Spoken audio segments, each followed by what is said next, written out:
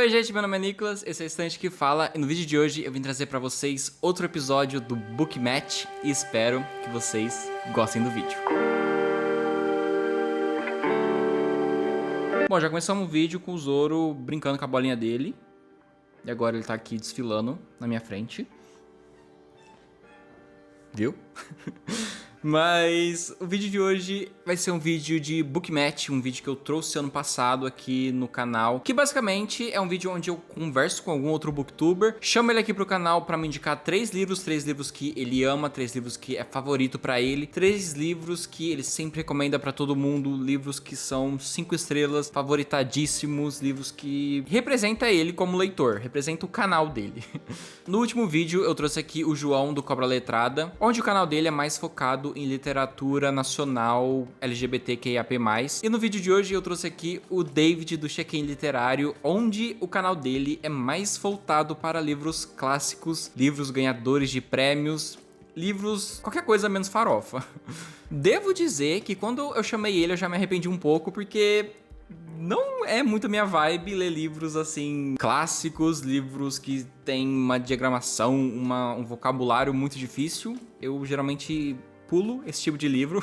Então pode ter batido aquele pequeno arrependimento na hora que eu chamei, porque eu sabia que eu ia ter que ler 3 livros desse tipo. Bom, deixa eu explicar um pouco mais sobre o projeto Book Match. É basicamente a releitura do Deu Match da Tamires do Resenhando Sonhos. No caso do Deu Match dela, ela pega 5 livros que os booktubers leem, que os booktubers recomendam muito no canal deles, lê esses livros e dá a média dela em cima desses livros e vê a compatibilidade que eles têm. No meu caso é diferente, eu peço pros booktubers escolherem 3 livros que são favoritos deles, eu leio esses livros e também faço a compatibilidade. Também tem uma pequena diferença do jeito que ela faz a compatibilidade e do jeito que eu faço a compatibilidade. Ela meio que dá a nota de até 2 para cada livro que ela lê. No meu caso, eu dou a nota até 5,5 para cada livro que eu leio, sabendo que 5,5 seria a nota de 5 estrelas e favoritado, e o total dos 3 livros então seria 16,5. Bom, você provavelmente já sabe onde isso vai dar. Regra de 3, se eu der 16,5 vai ser 100% de compatibilidade.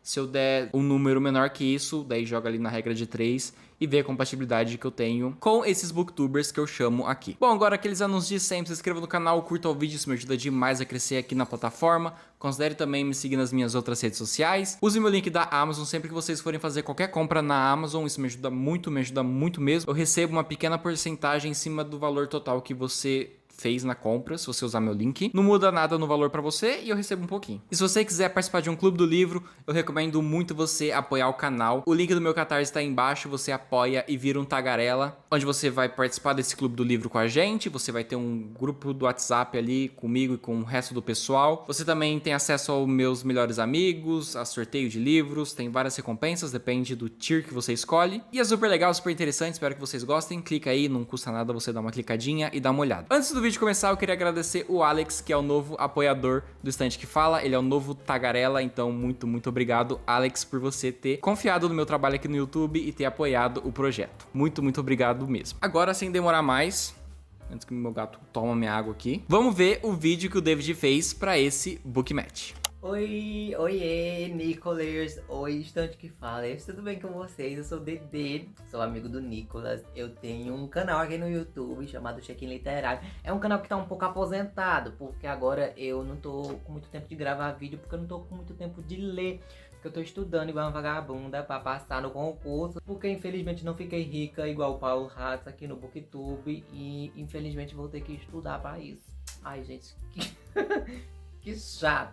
Enfim, tô estudando, mas eu sempre venho aqui não, né? Aqui no meu canal, eu tô dizendo. Mas se o Nicolas quiser, posso vir aqui também. Enfim, sempre que eu puder, estarei postando coisas no meu canal. Eu falo sobre livros clássicos, eu falo sobre livros tristes. Então, se você, assim como eu, é uma pessoa que tem depressão, que tem ansiedade, que gosta de ver gente sofrendo, morrendo, passando mal, enfim, vá pro meu canal, lá você será muito bem-vindo, tá?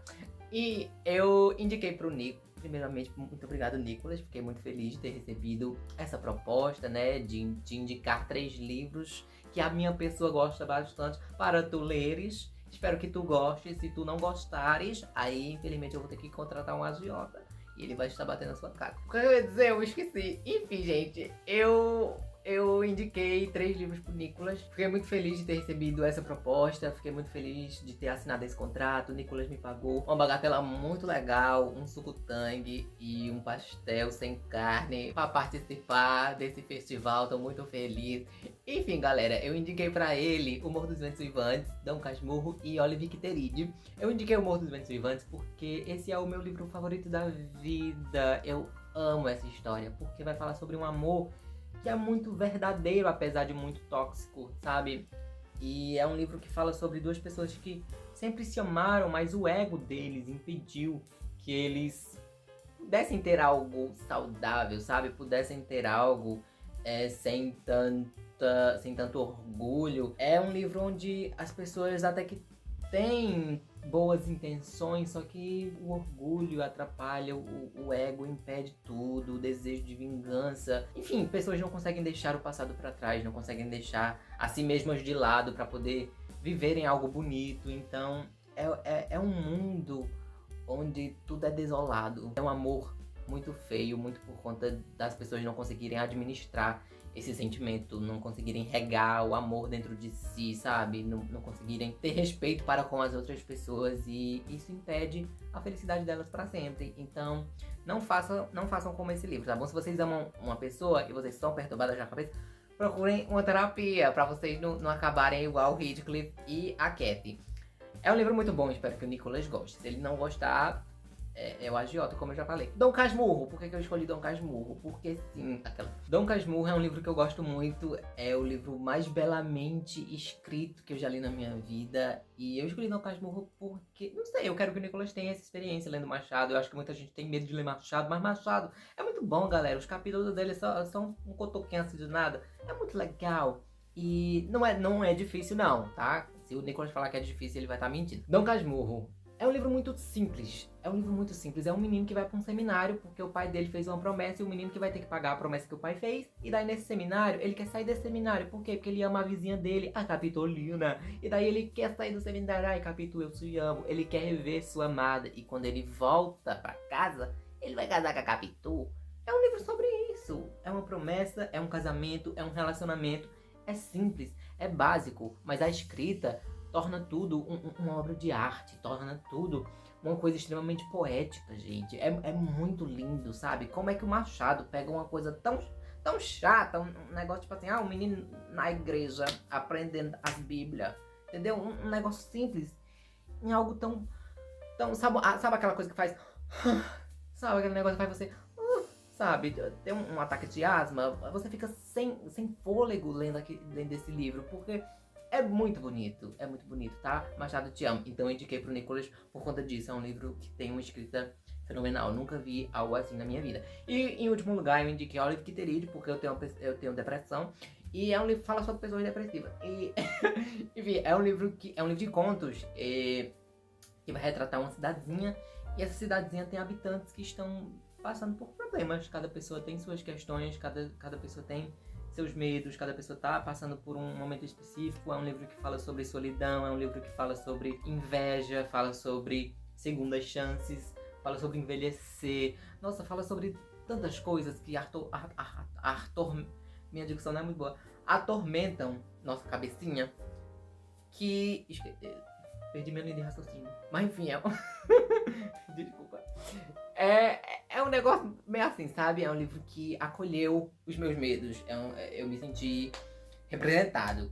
E é isso, galera. Espero que vocês gostem de mim. Estão no meu canal, tá bom? Eu estou lá. Quem quiser me mandar pix, estou precisando. Que eu tenho que ir pro show da Madonna e eu sou pobre. Tá bom? Nicolas, bota meu pix aqui, por favor. Eu tô falando sério. Enfim, muito obrigado, Nicolas, pelo convite. Tô muito feliz. Espero que vocês gostem do que o Nicolas tem a dizer, do meu livro. E se ele não gostar, ele está errado. É isso. Tchau. Bom, depois que eu vi os livros que o David escolheu pra mim ler durante esse projeto, desse book match, o primeiro livro que eu peguei pra ler foi o livro O Morro dos Ventos Uivantes, da Emily Brontë. Esse é o meu livro favorito da vida. Bom, o livro O Morro dos Ventos Uivantes é um livro bem difícil de explicar qual que é a história, porque aqui a gente vai ter esse romance de formação, só que ele é meio que contado, narrado por um narrador que é um personagem dentro da história, e tem momentos que ele é narrado por personagens que são narrados por esse outro narrador dentro da história. É um livro meio difícil, é um livro que se você parar de prestar atenção por um minuto, você se perde um pouco na história. Mas aqui a gente vai acompanhar o Lockwood, se eu não me engano, é Lockwood o nome do protagonista. Faz tempo que eu li, então eu posso estar falando errado. Mas aqui a gente vai acompanhar ele, que ele é um protagonista que não é muito bem o protagonista, mas ele é o primeiro ponto de vista que a gente tem quando a gente pega pra ler esse livro. O Lockwood meio que alugou essa casa, essa mansão pra ele passar um tempo ali, umas férias que ele tem, não lembro exatamente porque ele vai passar um tempo nessa mansão, e no tempo que ele passa nessa mansão, ele vai querer conhecer a pessoa que alugou pra ele esse lugar. Então ele vai pra essa outra mansão, que é conhecida como o Morro dos Ventos Uivantes, e lá ele encontra a pessoa que alugou pra ele aquela outra mansão daquele outro lugar, que é o famoso Radcliffe. E nesse começo já me incomodou um pouco, porque o Lockwood é uma pessoa muito entrona, é uma pessoa que ele tá vendo que ninguém quer conversar com ele, tá vendo que ele tá incomodando, mas ele não tá nem aí, ele quer ir lá e conversar com a pessoa e conhecer mais o Radcliffe. E quando ele entra na mansão do Morro dos Ventos Uivantes ali, na propriedade, ele vê que muita gente é estranha, que o Radcliffe não tem um relacionamento muito legal com os empregados dele, e tem pessoas que convivem nesse lugar que também tá todo mundo ali falando mal do outro, tá todo mundo atacando um ao outro. É uma propriedade que só tem pessoas chatas, e o protagonista também é um chato, que é muito entrão, ele é insuportável, todo mundo é insuportável. Depois que ele vai ali, faz essa visita, ele volta pra mansão dele, a mansão que ele alugou, e lá ele conversa com a Nelly, que é como se fosse a governanta dessa mansão onde ele tá hospedado. E lá ele pergunta qual que é a história do Radcliffe, então a Nelly começa a contar pra ele toda a história da família do Radcliffe. E ela fala que o Radcliffe, ele, quando era criança, ele foi adotado, ele tinha 2 irmãos, que é a Catherine e o Ridley, acho que é esse o nome dele. E o Radcliffe teve uma infância muito turbulenta, ele sofria muito na mão dos irmãos dele. O pai que adotou ele, amava muito ele, mas parecia que era a única pessoa ali da propriedade do Morro dos Ventos Uivantes que realmente amava ele. O resto parecia que todo mundo o odiava, e por isso ele sofria muito ali na mão dos irmãos, na mão da própria Nelly, que era como se fosse uma amiga dos irmãos, filha da empregada da governanta do lugar. Ela também judiava muito do Radcliffe. E pra mim, a história do Morro dos Ventos Uivantes é uma história de vingança, porque o Radcliffe basicamente cresce junto com o resto do pessoal, e ele vai querer se vingar muito de todo mundo que tá ali, porque como você sabe, no começo do livro, a propriedade do Morro dos Ventos Uivantes acaba sendo dele. Então o que aconteceu com o resto do pessoal, com os irmãos dele, com a família ali que adotou ele? Basicamente vai ser essa história de vingança. Assim, na minha visão, essa história de vingança, mas também é uma história de romance, porque o Radcliffe tem um amor meio que proibido com a Catherine, que é meio que a irmã dele, então ele ama muito ela, mas também é um romance proibido, porque ela é a irmã dele, então tem toda essa questão. É um livro complicado, é um livro que, como eu disse, você perder um pedacinho ali da história, você se perde. Também tem muito aquela questão de o personagem é tratado pelo nome, daí ele se casa, daí ele muda o sobrenome dele, e a partir desse momento na história ele é tratado pelo sobrenome, e tem muito disso nesse livro, tem muito mesmo. Então você tem que prestar muita atenção, porque um vacilozinho seu ali que você perdeu, você já vai ficar se perguntando quem que é esse personagem aqui. Quando eu já cheguei assim na metade desse livro, eu tive muito aquela sensação de novelona mexicana, onde vai ter traições e amantes e pessoas fugindo com pessoas pra se amar lá longe porque a família não aceita. É aquela novelona. Esse livro é uma novelona mexicana. O livro inteiro. Uma coisa que é muito difícil é você não se apegar aos personagens, mesmo sendo personagens todos tão chatos, todos tão insuportáveis. São todos personagens que são dignos de pena, são personagens que vão manipular outros personagens quando convém, são personagens que vão sempre errar. É muito difícil quando eles acertam, tá? A maioria do livro é só eles errando. São personagens muito reais. É difícil você não prestar atenção nisso, porque é um livro que os personagens, assim, são muito bem construídos. Esse é um livro que eu fiquei com muita raiva na leitura dele. Nossa, eu ficava com muita raiva do Radcliffe, ficava com muita raiva de outros personagens que aparecem ali, as atitudes que eles tomam, atitudes muito burras. eu não conseguia não ficar com raiva. É um livro que me deu esse sentimento. Durante a leitura inteira era a raiva que eu mais sentia. O Harrington, que é um dos personagens que aparece lá pelo meio do livro, é o único personagem que eu realmente sentia a pena dele, era o único personagem que se salvava no meio de todo mundo. Era o único personagem que eu gostava de tudo nele, que pra mim ele só foi a vítima desde o começo. E o final desse livro é um final que eu gostei demais. Eu lia ele pensando assim, nossa, como que isso daqui vai ter um final bom? Não tem maneira, não tem um jeito desse livro ter um final bom. E ele tem um final bom, um final que eu gostei. Esse daqui é um livro que me surpreendeu demais. É uma leitura muito arrastada, uma leitura bem difícil de você fazer. Você tem que ler prestando atenção, mas é uma leitura que me surpreendeu. É um livro que, se você não abandonar, porque ele é bem arrastado, então se você não abandonar e entender toda a história, assim, toda a complexidade dela, é um livro que você vai amar. No meu caso, eu dei 5 estrelas e favoritei, então, O Morro dos Ventos Uivantes. Foi uma ótima primeira escolha que eu fiz pra ler das indicações do David.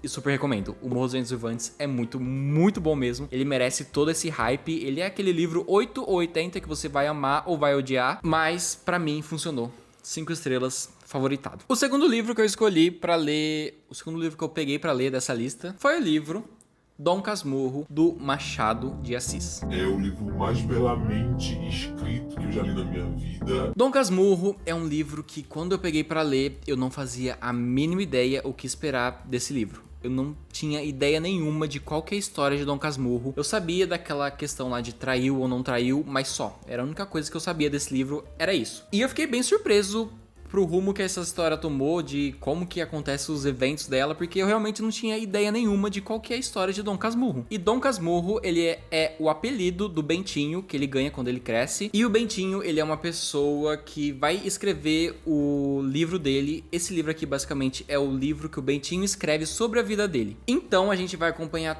tudo o que aconteceu durante toda a formação do Bentinho, desde quando ele é criança até quando ele é adulto, do ponto de vista dele. Então ele não é um personagem muito confiável, porque aqui vai contar sempre a história do ponto de vista dele, as coisas que ele acha, é bem importante falar isso, que é as coisas que ele acha, as coisas que ele não tem certeza, não tem como provar, as coisas que ele acha, o que aconteceu na visão dele. Então a gente vai acompanhar essa história. Aqui nesse livro, o livro de Dom Casmurro, como eu disse, a gente vai acompanhar a história do Bentinho pelo ponto de vista dele. Então a gente vai acompanhar como ele conheceu a Capitu. É Capitu? É, Capitu. Porque eles eram meio que vizinhos ali na cidade dele. E o Bentinho, desde quando ele cresceu, ele já cresceu com um fardo muito grande. Porque a mãe dele, antes de ter ele, teve vários outros bebês que foram natimortos. Então, quando ela estava grávida do Bentinho, ela fez uma promessa que quando o Bentinho crescesse, ele ia dedicar a vida dele pra virar padre. Tem um nome, convento, acho que é convento que fala. Tem um nome que eles falam aqui no livro, mas ele faz um mês já esse livro, então não lembro. Mas basicamente era ele crescer pra virar padre se a criança vingasse e não nascesse morta. E dá certo, o Bentinho nasce, ele cresce uma criança saudável, então a mãe dele sempre pôs nele esse fardo de que quando ele tivesse idade suficiente pra ir pra esse convento, ele ia pra esse convento pra ele estudar pra ser padre, porque a vida dele só vingou, só deu certo porque ela fez essa promessa, então ele vai cumprir essa promessa pra ela. Mas o Bentinho se apaixona pela Capitu, então ele não quer virar padre, porque se ele virar padre ele não vai conseguir ter uma família com a Capitu, não vai conseguir crescer com ela, não vai poder se casar com ela, então ele tem esse fardo muito grande e é um fardo que ele não quer ter pra ele, é um fardo que ele não quer fazer, é um fardo que pra ele não vai funcionar, porque ele não quer ser padre, ele quer namorar, ele quer se casar com a Capitu, que é o grande amor da vida dele. Esse livro aqui, por ele ser narrado e escrito pelo próprio Bentinho, como se o Bentinho fosse o autor dele e a gente estivesse lendo o livro que o Bentinho escreveu, ele tem várias sacadas que são bem diferentes, são sacadas que você pega pra ler e você acha bem engraçado, pelo menos eu achei bem engraçado no caso, não posso falar por você, mas eu gostei bastante dessas sacadas que tem esse livro. Só que em vários momentos você consegue pegar, assim, algumas coisas que dá pra entender que o Bentinho não é um narrador muito confiável. Apesar desse livro aqui ser um clássico nacional, o meu maior medo era dele ser um livro muito difícil de você ler, mas acabou que não, ele é um livro muito fácil de você ler, ele é aquele tipo de clássico que você consegue ler muito rápido, e os capítulos desse livro são muito pequenos. Eu recomendo muito essa edição da Antofágica, ela é muito bonita. Tem um capítulo aqui, deixa eu ver se eu acho, que a página é muito bonita. tem vários desenhos na página, eu não vou achar, mas é bem bonita mesmo o jeito que ficou a imagem do capítulo e tudo mais. Ah não, acho que é esse aqui, eu até marquei. É, aqui. Tem várias ilustrações no meio das palavras, vários barquinhos e é todo pintado, todo ilustrado essa página. É bem bonito esse capítulo.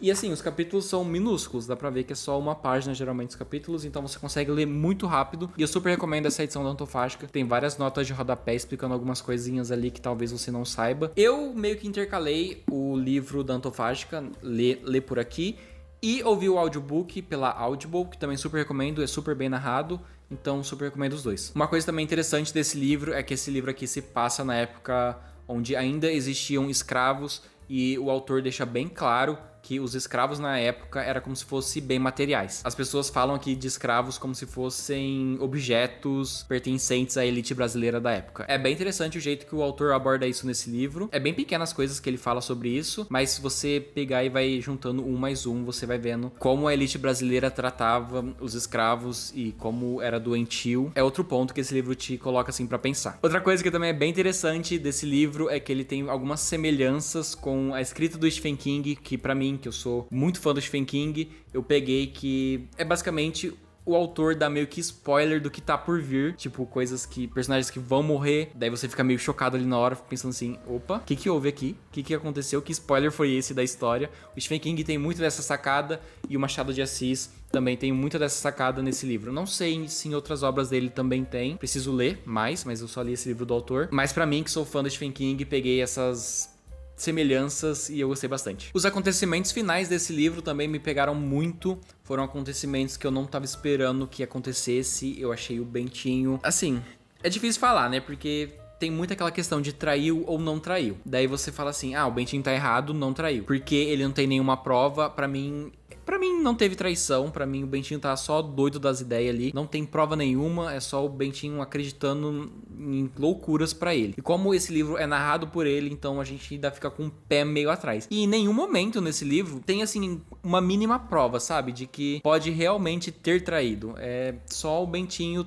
fazendo alegações de que pode ou não ter acontecido, mas é difícil você julgar que uma pessoa fez uma coisa, sendo que você não tem nenhuma prova de que realmente aconteceu. Pra mim, o Bentinho peca muito nisso, porque ele realmente não tem uma prova, ele só tem várias especulações. E esse final me pegou muito, porque eu não sabia que ia acontecer o que acontece.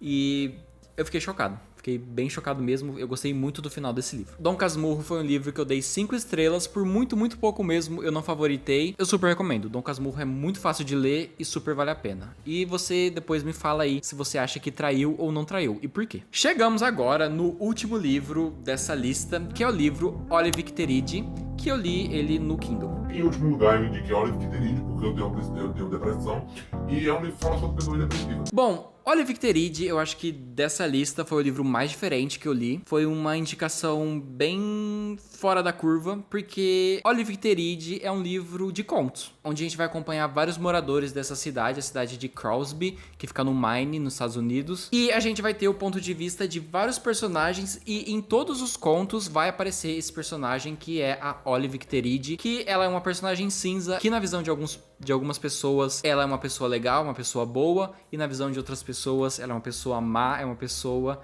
que não dá pra engolir. Mas uma coisa que acontece em todos os pontos de vista é que a Olive, de alguma maneira, seja de uma maneira má ou de uma maneira boa, ela mudou de alguma forma a vida desses personagens. Tem também ponto de vista da Olive em alguns contos que são pra mim os melhores, são os pontos de vista dela, é os mais legais. A Olive é uma personagem muito chata, ela é muito antipática. Ela é ranzinza, sabe? Aquela tipo de personagem idoso que é ranzinza. Essa é a Olive. Mas ela também tem aquele quê de legalzinho que faz você se importar muito com ela. Mas ela é uma chata. A Olive é uma chatona.